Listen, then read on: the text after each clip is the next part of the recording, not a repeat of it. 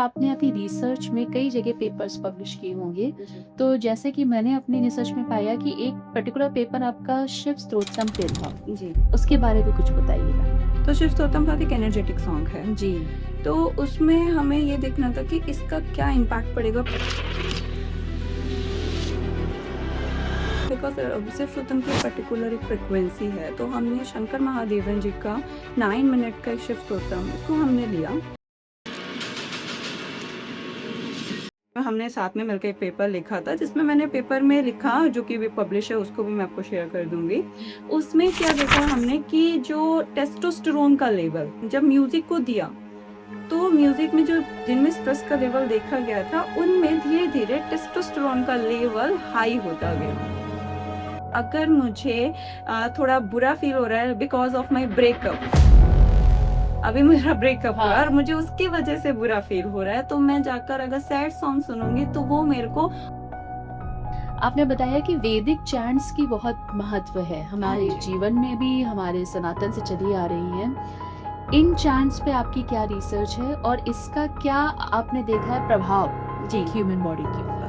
Ma'am वैदिक science में अगर मैं बात करूँ, जैसे अभी हम एक काम कर रहे थे।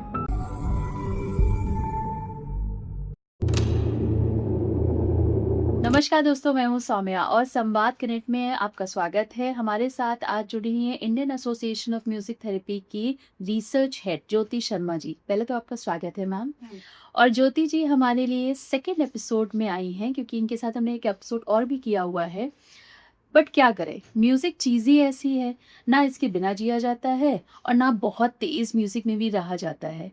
लेकिन म्यूजिक की साइंटिफिक नॉलेज को समझने के लिए ज़रूरी है कि हम रिसर्च में जाएं, एकेडमिक के लोगों से जुड़ें और संगीत की महत्व को अपने जीवन में लाने के लिए इनका एक योगदान बहुत ज़रूरी है कि ये हमें कैसे सिखाएं कि किन किन वैदिक चांट से या कैसे कैसी म्यूज़िक से हमें फ़ायदा हो सकता है। तो आज का पॉडकास्ट बहुत इंटरेस्टिंग होने वाला है, तो चलिए सफ़र शुरू करते हैं। बहुत बहुत स्वागत है आपका ज्योति मैम। Thank you. और जैसे कि हमने पहले पॉडकास्ट में अपनी बातें भी की थी कि हमने जाना था कि म्यूज़िक थेरेपी क्या है, क्या ज़रूरत है इसकी, क्यों करनी जाती है। आज हम इससे एक लेवल और ऊपर चलते हैं और आपने अपनी रिसर्च में कई जगह पेपर्स पब्लिश किए होंगे। जी, तो जैसे कि मैंने अपनी रिसर्च में पाया कि एक पर्टिकुलर पेपर आपका शिव स्तोत्रम पे था। जी। उसके बारे में कुछ बताइएगा। Actually that paper is very simple paper, बहुत रिसर्च करी थी हमने, वो मेरा मास्टर्स का प्रोजेक्ट था। अच्छा। तो वहाँ पर हमने क्या किया था कि हमने शिव स्तोत्रम को, बिकॉज़ इस पे बहुत ज़्यादा डिस्कशन हो रहा था, हमने वहाँ पे रीड किया। तो शिव स्तोत्रम बहुत एक एनर्जेटिक सॉन्ग है। जी। तो उसमें हमें ये देखना था कि इसका क्या इम्पैक्ट पड़ेगा, बिकॉज़ शिव स्तोत्रम की पर्टिकुलर एक फ्रीक्वेंसी है। तो हमने शंकर महादेवन जी का 9 मिनट का एक शिव स्तोत्रम है पूरा। अच्छा। उनको उसको हमने लिया एंड हम गए, मतलब मेरे आस-पास में जो लोग हैं वहाँ पर मैं गई। उन लोगों को बहुत सिंपल सी स्टडी मैंने की कि मैंने उनका ब्लड प्रेशर नापना स्टार्ट किया। अच्छा। एक बार हमने प्री लिया गाना सुनाने से पहले, और फिर 9 मिनट का गाना सुनाने के बाद फिर से हमने उनका ब्लड प्रेशर मेज़र किया। ये फिर हमने वहाँ पे कलेक्ट की रीडिंग, प्री एंड पोस्ट की एंड देन फिर उसको एनालिसिस किया कि इसमें कुछ चेंजेस हैं या नहीं हैं। ऑल्दो स्टडी बहुत बड़ी नहीं थी, 30 समथिंग पीपल थे उसमें, हमारे वॉलंटियर्स थे। बट स्टिल वहाँ पर हमने देखा कि जो ब्लड प्रेशर में, ऑल्दो ब्लड प्रेशर के जो सिस्टोलिक डायस्टोलिक में उसमें इतना चेंजेस नहीं दिखे, पर जो पल्स रेट था जी। उसमें बहुत ज़्यादा सिग्निफिकेंट चेंजेस थे। अच्छा। बट स्टिल क्योंकि ये ऐसा हुआ, एज अ रिसर्चर मैं इसको एक्सप्लेन करूँ तो वो ऐसा हुआ कि अगर हमारे, क्योंकि सैंपल साइज अगर हम छोटा लेते हैं, तो सिग्निफिकेंट चेंजेस जो होते हैं वो हम नहीं बता पाते हैं। जी। तो अगर हम उसका, लेकिन सैंपल साइज अगर हम बढ़ा रहे बढ़ाते हैं, बिल्कुल। यही अगर हम 100 टू 200 पीपल पे करें, तो डेफिनेटली वो चेंजेस हमें देखने को मिलेंगे। क्योंकि यहाँ पे जो हमारा जो सिस्टम है, parasympathetic nervous system and sympathetic nervous system, in 2 system पे जाकर जो हमारा म्यूज़िक है, जो हाई फ्रीक्वेंसी या लो फ्रीक्वेंसी साउंड्स होती हैं, इन 2 सिस्टम पे वर्क करती हैं। अच्छा। एंड दैट्स व्हाई वो हमारे, क्योंकि ये सिस्टम है जो हमारे blood pressures and pulse rate को कंट्रोल करते हैं, तो इस वजह से हमारा ये चेंजेस देखने को मिले थे हमें। ओके। तो दैट्स व्हाई ऐसा हुआ। वाओ! तो मतलब आप चाहें या ना चाहें, लेकिन जो एक ध्वनि का असर है, वो आपके शरीर पे ज़रूर पड़ता है, जी, बिल्कुल। दिमाग के साथ-साथ। हाँ ये तो जी। बहुत ही खूबसूरत चीज़ भी है, क्योंकि मैं भी अपने से जोड़ती हूँ ज्योति मैम यहाँ पे कि खाना बनाते हुए कह लीजिए या कोई भी छोटा-मोटा काम करते हुए अगर पीछे गाना बज रहा है जी, पसंद का, बहुत बड़ी चीज़ है, जी। तो काम इतना आसान और सरल लगने लगता है। और वहीं अगर गाना बज रहा है, लेकिन वो मेरी पसंद से विपरीत है, तो मुझे और गुस्सा आना शुरू हो जाता है और लगता है कि ये कैसे काम होगा। जी, तो इससे एक पल और आगे बढ़ते हैं मैम। आपने बताया कि वैदिक चैंट्स की बहुत महत्व है, हाँ हमारे जी। जीवन में भी, हमारे सनातन से चली आ रही हैं। इन चैंट्स पे आपकी क्या रिसर्च है और इसका क्या आपने देखा है प्रभाव जी। एक ह्यूमन बॉडी के ऊपर? मैम वैदिक चाइन्स में अगर मैं बात करूँ, जैसे अभी हम एक काम कर रहे थे और अभी हम उसमें एग्जीक्यूट करेंगे, ऑल्दो अभी हमने लिटरेचर रिव्यू किया है इसमें। तो उसको पढ़ते हुए मैंने देखा जो चैंटिंग्स है, मतलब जितना भी हम जैसे यज्ञ वगैरह होता है तो जी। उस टाइम पे चैंटिंग होती है।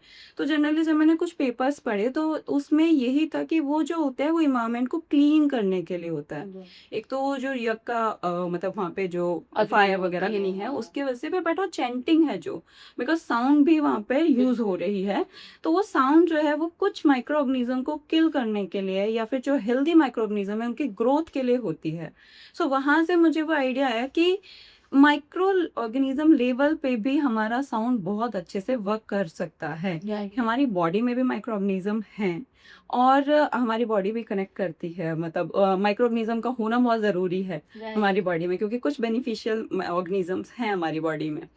तो इसका मतलब अगर हम उन हेल्दी माइक्रो ऑर्गेनिज्म को अगर हम और ज़्यादा ग्रोथ करा सकें हम्म। उनकी, और ऐसा नहीं सिर्फ हेल्दी ऑर्गेनिज्म की ग्रोथ ही हो रही है, बहुत सारे रिसर्च पेपर लिटरेचर रिव्यू जब मैं कर रही थी तो मैंने देखा कि बहुत सारे माइक्रो ऑर्गेनिज्म जो मतलब हार्मफुल हैं उनमें ग्रोथ में कमी भी देखी गई है, मतलब उनमें अच्छा। ऐसा देखा गया। तो अभी जो मेरा टारगेट है आगे वर्क करने का, बिकॉज ऑलरेडी ये लिटरेचर तो है, बट हम जो काम कर रहे हैं वो अब माइक्रो ऑर्गेनिज्म पे जो रेजिस्टेंस आ जाता है, लाइक जैसे हम टैबलेट्स ले लेते हैं, एंटीबायोटिक्स हाँ ले लेते हैं हाँ। हम, तो जो हमारे बैक्टीरिया वगैरह हैं उनमें रेजिस्टेंस आ बिल्कुल। जाता है।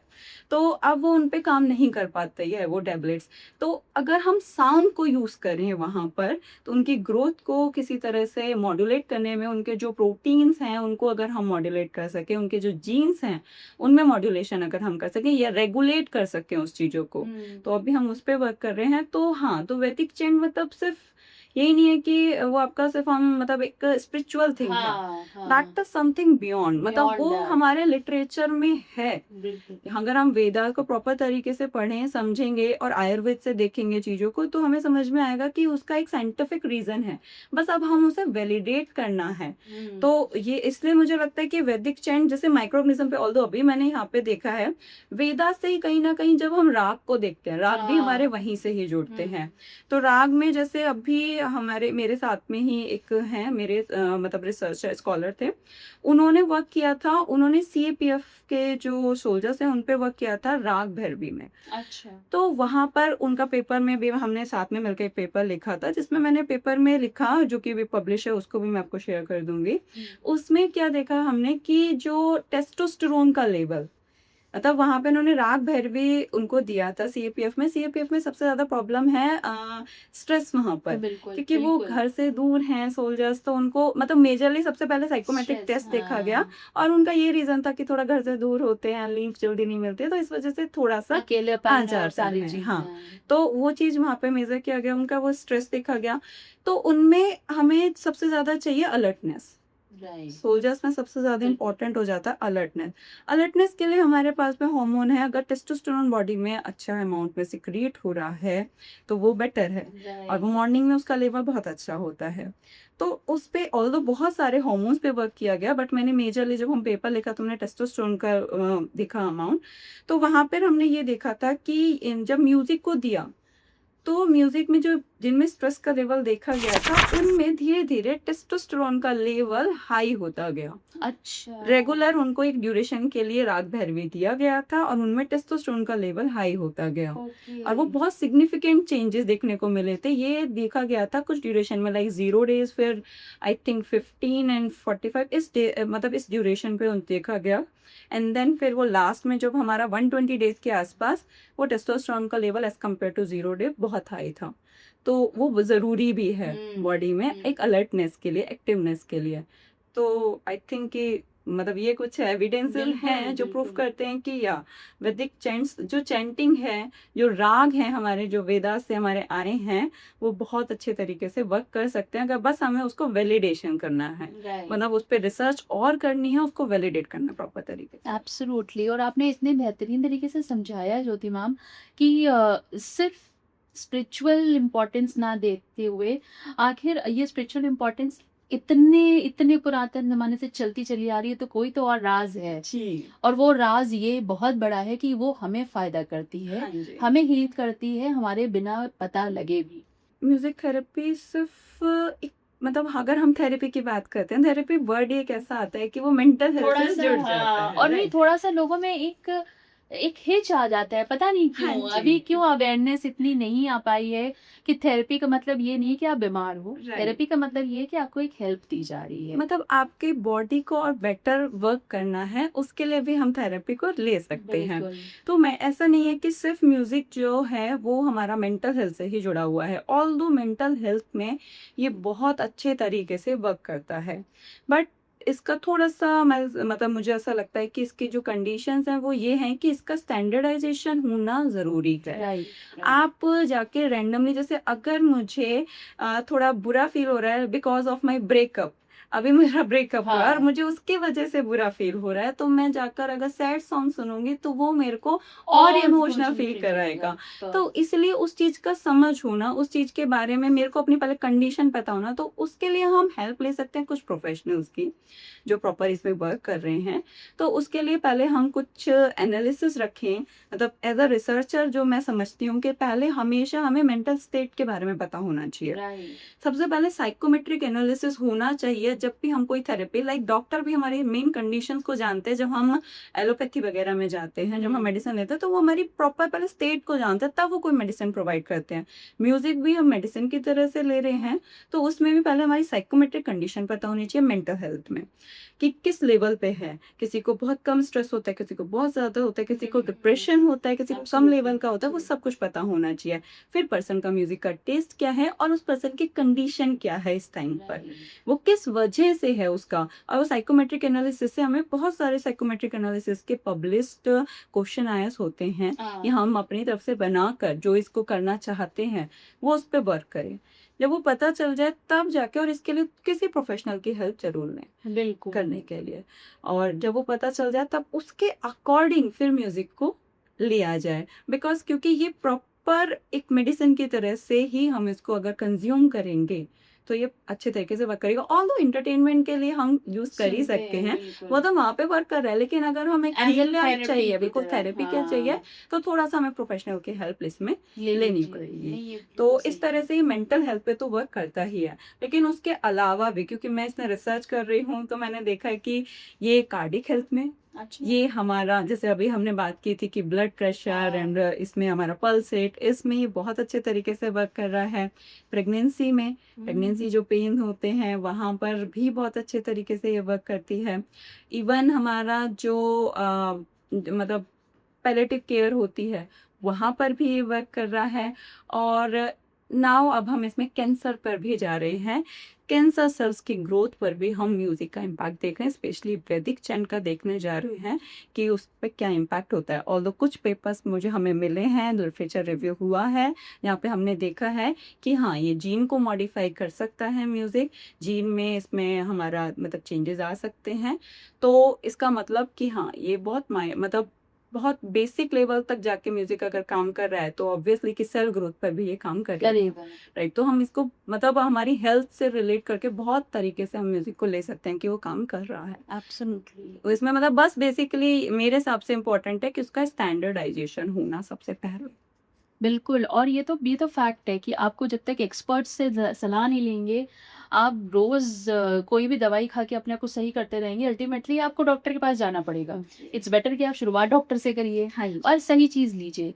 बिल्कुल सही बात है मैम। बट इससे एक दूसरा क्वेश्चन भी मेरे दिमाग में आया, डॉक्टर्स की बात आई, म्यूज़िक को एज़ अ कॉम्प्लीमेंट्री मेडिसिन जी। मैं अभी भी देखती हूँ इंडिया में इतनी एक्सेप्टेंस नहीं मिल पा रही है। मैंने बाहर के कुछ पेपर्स भी पढ़े और रिसर्च भी करी कि और कंट्रीज़ में इसको फिर भी वाइडली एक्सेप्ट कर रहे हैं। बट इंडिया में अभी ऐसा नहीं है। जी। तो क्या रीज़न है मैम इसका? चलिए, एक तो शायद ये हो सकता है कि इंडिया में हमें सबको है कि हम जल्दी से चीज़ों को पकड़ लें। मे बी एक ये रीज़न हो सकता है, क्योंकि जो थेरेपी है वो धीरे-धीरे वर्क करती हैं, राइट। बहुत जल्दी नहीं करती हैं। वहीं एज़ कम्पेयर टू मेडिसिन जल्दी वर्क जल्दी करता है। में। पहला तो ये कारण हो सकता है। दूसरा ये कारण हो सकता है कि अभी जो लोगों को मतलब हम वेदास को, इन सबको हाँ। हम पढ़ ही नहीं रहे, इनको समझने की कोशिश नहीं करते हैं, बस थोड़ा-सा ब्लाइंडली हम फ़ॉलो करने लगते हैं जो हमारे सामने आता है। तो ये दूसरा रीज़न हो सकता है। तो जिस वज़ह से जो हमारा नॉलेज था, वो कहीं न कहीं पीछे हो गया है। लेकिन डब्ल्यूएचओ ने भी अभी एक आया था कि अभी जो साइड बाय जो भी थेरेपी होती हैं, उनको इक्वल ही वैलिडेशन मिलना चाहिए। कोई भी थेरेपी है, लाइक योगा थेरेपी है, लाइक आपका साउंड थेरेपीज़ हैं, तो इनको इक्वल वैलिडेशन मिलना चाहिए। तो ये धीरे-धीरे आएगा, ऐसा नहीं है कि इंडिया में जैसे हम लोगों ने स्टार्ट किया राइट। रिसर्च, और भी लोग हैं जो कर रहे हैं इसमें काम, तो वैलिडेशन आएगा। इसको साइड में कॉम्प्लीमेंट्री मेडिसिन ही रखना मतलब ज़रूरी है इसको। ऑल्दो हम इसमें जा सकते हैं प्रॉपर तरीके से भी, लेकिन कॉम्प्लीमेंट्री मेडिसिन मैं इसलिए चाह रही हूँ क्योंकि वो एक और भी इसमें एक इम्पॉर्टेंट फील्ड है। जैसे हम मेडिसिन ले रहे हैं, लेकिन मेडिसिन वो हमारी बॉडी में अच्छे से वर्क भी करे और जल्दी वर्क करे, मुझे ज़्यादा लंबे टाइम के लिए ना यूज़ करना पड़े।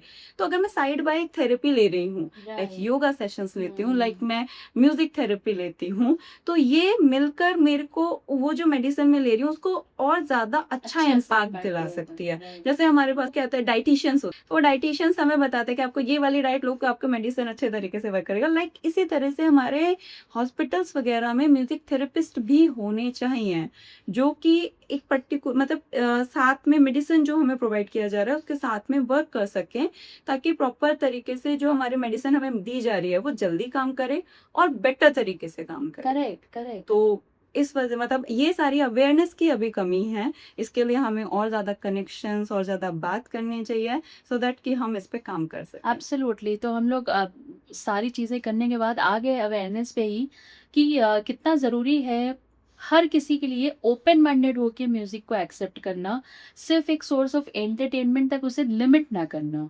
और जब हम बात कर रहे हैं कि वो हमारे हॉर्मोन्स, हमारे सेल्स, इतने माइक्रो ऑर्गेनिज़म्स पे हमारे इफ़ेक्ट कर रहा है, तो आप समझ सकते हैं कि उसकी इम्पोर्टेंस कितनी ज़्यादा है। तो मैम जब आपसे मैंने एपिसोड 1 में बात करी थी, तो हम लोगों ने बहुत इनसाइटफुल डिटेल्स कैप्चर करी थी। अब एपिसोड 2 में भी आपने इतना अच्छा समझाया है। म्यूज़िक को लेके मैंने बहुत सारे इंटरव्यूज़ लिए, म्यूज़िक थेरेपिस्ट के, म्यूज़िशियंस के, वाद्य जो बजाते हैं और जो वाद्य बनाते हैं, सबके लिए। आप एक रिसर्च पॉइंट ऑफ व्यू से मुझे बताइए कि जो अब नए रिसर्चर्स आने वाले हैं इस फील्ड में, उनके लिए कितना स्कोप है अगर वो म्यूज़िक में रिसर्च करना चाहते हैं? मतलब जब हम बात करें इसमें करियर की, तो ऐसा था कि स्टार्टिंग में इसमें था कि इतनी ज़्यादा अवेयरनेस नहीं थी लोगों में। लेकिन हाँ, धीरे-धीरे अवेयरनेस आ रही है, लोग इसमें जान रहे हैं। जो इवन जो म्यूज़िशियंस भी हैं, जी। उनको भी मैंने देखा है कि अब वो भी अपना म्यूज़िक तो वो करते ही हैं play for the entertainment, but वो साइड बाय वो जान चुके हैं कि नहीं, ये थेरेपी की तरह से भी वर्क करेगा। करेगा। बहुत सारे म्यूज़िशियन से मैं मिली हूँ, ऐसे जो इस पे वर्क कर रहे हैं, जो अच्छा। राग में जो फ्लूट बजाते हैं, तो ऐसे बहुत सारे लोगों से मैं मिली। तो ये भी एक करियर का ऑप्शन है। दूसरा, जो प्रॉपर बायोलॉजी फील्ड से आ रहे हैं जो लोग, जो इसमें मतलब एज़ साइंस को इसमें लेके आना चाहते हैं, उन लोगों के लिए बहुत अच्छा स्कोप है ये राइट। In future. क्योंकि अभी जैसे मैंने बहुत सारे डिजीज़ को बताया, यहाँ पे बहुत सारी प्रॉब्लम्स हमने शेयर राइट। करी, तो इनमें अगर हम एक फील्ड को लेकर इसमें अगर हम काम करना शुरू करें, और क्योंकि मैं अगर सिंपल से बात करूँ तो म्यूज़िक जो है वो क्या है, वो एक साउंड है। बिल्कुल। साउंड जो है वो हम लोगों की बायोलॉजी की भाषा में एक स्टिमुलस है। बिल्कुल। तो वो साउंड जब हम परसीव करते हैं, तो ऑब्वियसली जो वो परसीव हो रहा है, तो हमारे जो बॉडी में चेंजेस आएंगे ही आएंगे। तो अब हम उसको हमें बस ये एनालिसिस करना है कि हमारा फील्ड क्या होना चाहिए, कौन सा हम प्रॉब्लम को टारगेट Address करना कर चाह रहे रहे हैं, हैं। एंड देन उसके बाद में हम उसमें और अच्छी रिसर्च कर सकते हैं। इवन अगर अगर खुद कोई प्रैक्टिस कर रहा है, खुद कोई पहले म्यूजिशियन है, साइड बाय रिसर्च कर रहा है, तो वो बहुत अच्छे तरीके से इसमें प्रैक्टिस भी कर सकता है। Right. इसमें आप अपना मतलब पीएचडी कर सकते हैं, डॉक्टरेट हो सकते हैं, इवन जो बायोम्यूजिकोलॉजी का कोर्सेज हैं उनको ले सकते हैं, सो दैट आप इसको अच्छे तरीके से लर्न कर सकें और लर्न करने के बाद में लोगों को प्रोफेशनली प्रोवाइड करा सकें। सो आई थिंक देर आर, मतलब मैं अभी जो मोटा मोटा बोल पा रही हूँ उसमें 3 चीज़ें हैं कि अगर कोई म्यूजिशियन है तो वो म्यूजिक थेरेपी दे सकते हैं। दूसरा, इसमें आप रिसर्च कर सकते हैं, बहुत अच्छे लेवल पर रिसर्च हो सकती है साउंड्स को यूज़ करके। एंड तीसरा, हम इसमें आई थिंक वही सेम मतलब प्रोफेशनल तरीके से बायोलॉजी एंड म्यूजिक को यूज़ करके दोनों को थेरेपी प्रोवाइड करा सकते हैं या हॉस्पिटल वगैरह में कोलैबोरेट कर सकते हैं। कोलैबोरेट कर सकते हैं। Absolutely, that's wonderful ma'am. और इतना इंसाइटफुल सेशन रहता है ज्योति मैम के साथ हमेशा। हम ज़रूर आएंगे आपके पास तीसरे एपिसोड को लेके। इससे पहले मैं आपसे सिर्फ इतना बताना चाहती हूँ कि हम जब म्यूज़िक की बात करते हैं या वैदिक चैंट्स की बात करते हैं, हमेशा वो उसको स्पिरिचुअलिटी से रिलेट कर देते हैं। फिर चाहे वो आदि योगी जी के साउंड्स ऑफ ईशा हो या कोई भी था साउंड हो, और या वो हमारे घर में रोज़ बजने वाले भजन हो या कोई भी चैंट्स हो जो हमारी दादी या हमारी नानी पूजा करते समय बोलती हैं और वो पूरे घर का माहौल बदल देती हैं। तो जो ये माहौल बदलने वाली, फ्रीक्वेंसी मैच करने वाली या ऑरा क्रिएट करने वाली बात है, इसके पीछे साइंटिफिक रीजनिंग भी है। तो हम आपसे बस इतने ही गुजारिश करेंगे कि आप म्यूज़िक के बारे में जानिए, आप मेंटल हेल्थ को कैसे अपनी बेटर कर सकते हैं, इसमें आप म्यूज़िक को हेल्प ले सकते हैं। और music as a therapy, as a healer या एज अ एंटरटेनमेंट ज़रूरी है, होनी ज़रूर चाहिए लाइफ में आपकी पसंद की। तो आज का एपिसोड हम यहीं पे ख़त्म करेंगे। हम फिर से आएंगे आपके पास थर्ड एपिसोड में ज्योति मैम से कुछ और नई डिटेल्स लेने। तब तक के लिए धन्यवाद। Thank you so much ma'am.